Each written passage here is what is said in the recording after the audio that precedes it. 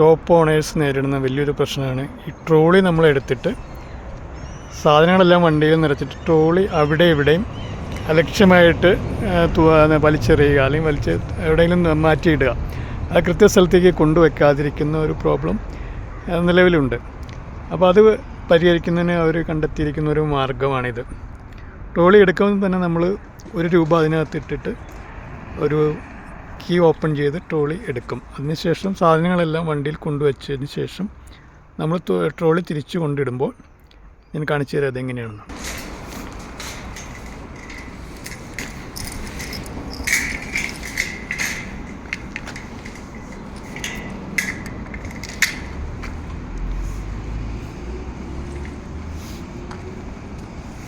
പൈസ കിട്ടിയോ?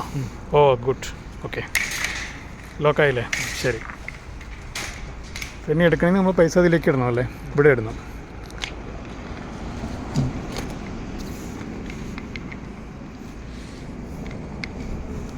Okay, nice.